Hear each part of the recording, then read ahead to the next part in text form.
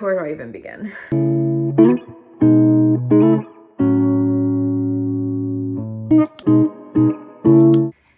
Hello, welcome back. I am doing part 2 of I Read Your Favorite Books. These are more of the books that are super popular right now or have been for the past couple years, and I have read them, and so I'm giving kind of my little hot takes on them. So first up, Better Than the Movies. This book had me giggling like I was back in high school, and honestly, I wish Lynn Painter had been writing at that time. And I mean, maybe she had been. I don't know. I should probably look that up. I feel like I hadn't heard of her until Better Than the Movies.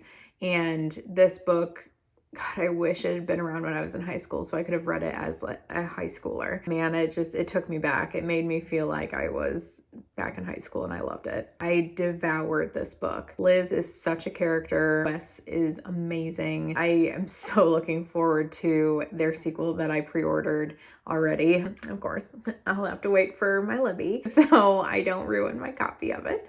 But I'm so looking forward to it when it comes out this October, end of September. Man, I feel like I saw this the other day. I can't remember.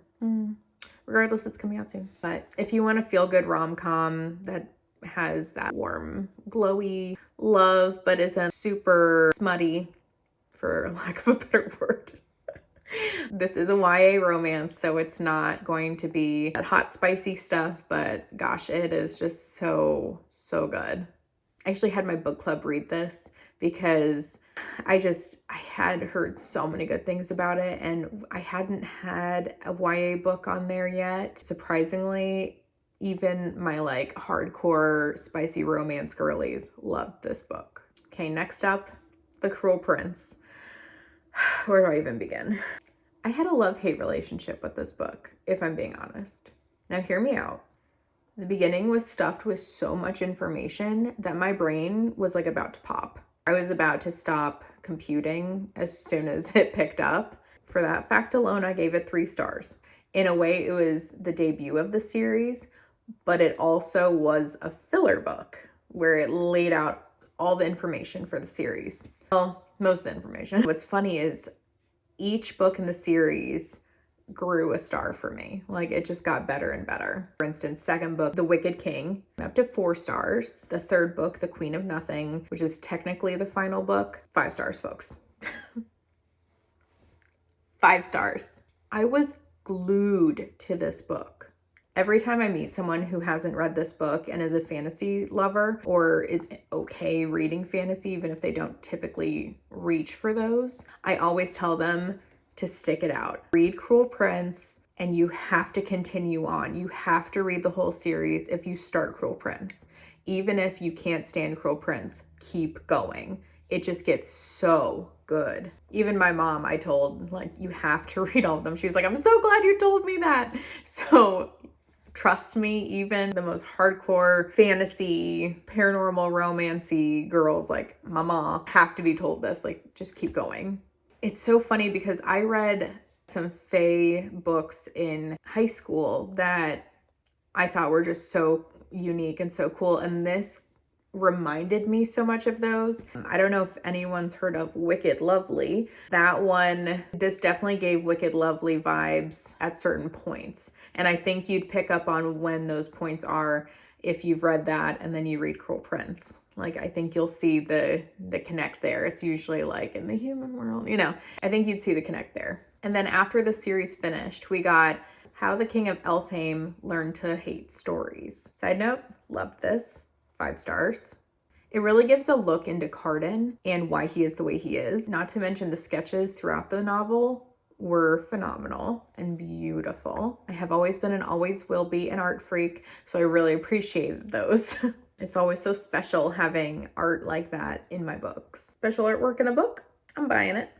Special edition, you say? I'm buying it. But don't you already have a copy? Doesn't matter.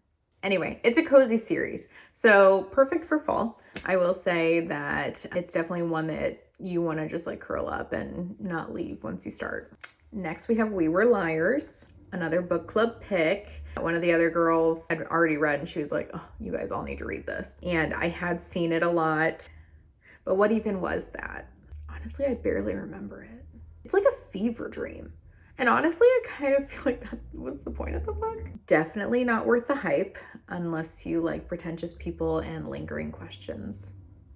Next up, Icebreaker. Honestly, I picked this up before I even saw that it was popular. I think I got it like around the time it came out. I just thought it was a super cute cover. I was like, oh, yeah, I think that'll be good. But I got about halfway through and still couldn't connect with the main character. So I DNF'd. I might pick it back up eventually if I don't have anything better to read. And it just didn't feel realistic. I was trying to connect with college vibes and stuff. It just felt like it jumped around a lot, even though they were going day by day. I think what was missing was it left out what it feels like to be on a college campus, like what it truly feels like, and what you do day to day on campus. You know, it's not just sit in this class and then go to a party and then be pulled into some big assembly meeting. Like, it's not like that. It's not. I think if you haven't gone off to college, you'd probably like it because it does give like the college vibes. It's just if you've lived it, you probably wouldn't connect the same way with this. Next up, Caraval. Now, I've been intending to read Caraval for like ever, probably since it came out. I remember seeing it on the shelves at half price and I was like, oh, that looks pretty cool. I think I bought it. Yeah. So I bought it and then I never read it. And then it became like uber popular and I listened to the dramatized audiobook. For some reason with like Stephanie Garber's books, I think they really work well as the dramatized audiobooks. That's how I read the Once Upon a Broken Heart series. It really worked well for those. But back to Caraval. It's the only one I've read in the series so far, but I definitely will listen to the others. It didn't capture me as much as Once Upon a Broken Heart. I don't know if it was the characters or what. Honestly, I barely remember it. It didn't really stick in my mind as well either. But I'm looking forward to continuing with it. Heck, while we're on the subject, let's talk about Once Upon a Broken Heart. So that one started off a lot like Cruel Prince for me, where it started very slow, but eventually it really picked up for me. Actually, I can pinpoint where it picked up for me. It was when she was on the boat. Once she got off the boat, we were in the clear. And I was like, okay, this is really good. What's funny is my mom, I told her to read it and told her the same thing. I was like, just get to the boat. Just get to the boat and it'll get so much better. And she agreed. She was like, okay, yeah, that was a struggle. Man, those characters, I hope that one gets picked up and made into like a show or something because it's so atmospheric. The characters are so unique and colorful. I think it would really just like sparkle being made into a show. Next up, It Ends With Us. I read this pretty quickly so that I could go see the movie opening weekend with one of my girlfriends and didn't love it. I think I knew I wasn't gonna love it. I've been kind of putting off reading Colleen Hoover books because they just look like I probably wouldn't. I don't know. It's not like really the covers. I mean, kind of is the covers. I heard about a couple of them and I was like, yeah, not my vibe. This one, the best parts were Lily and Atlas when they were teenagers. Those were the parts that I really enjoyed. So like, I feel like if we had just had like a little like romance, young adult romance novel made from that instead of all the other stuff, then I probably would have enjoyed it more. Next is Mary Jane. This one I had seen quite a bit too, and we read during book club because I knew I wouldn't pick it up otherwise. I thought it was quirky. I thought it was interesting. It was definitely something I don't normally reach for. I listened to the audiobook of it and it was pretty good. If you're into lit fic, it kind of deals with like a strict household and weed, and I thought Mary Jane was a very interesting character because she wants to be a good girl that her mom has raised her to be, but she wants to kind of break out of that a little bit when she meets, you know, these hippie dippies, best way to describe them. Seeing her like come into her own that summer was really, really fun. Next up is Happy Place. I loved this book. I loved it so much. Oh my gosh. I read it when we were in Florida and I could not put it down. I was so invested in the characters from the very beginning. I think it took half a chapter to like hook me. I definitely would recommend reading it. I've been really surprised whenever I see someone who didn't enjoy it because I do think this is the best Emily Henry I've read yet. And that's out of the 3 I've read, which was People We Meet on Vacation, Beach Read, and Happy Place. People We Meet on Vacation was a 5 for me. Happy Place was a 5, and Beach Read, I can't remember if I gave it a 3 or a 4. It was so good, guys. You really, really love these characters, like each of them. I feel like there's a little bit of a miscommunication trope, but it's not like anything too bad, because I tend to not really love the miscommunication trope. It's rekindling a relationship, or at least maybe they do, maybe they don't. I don't know. I'm not going to spoil it. I loved the scenery of Maine and the house they're in, just like flashing back to previous summers. It really was like a cozy summer read.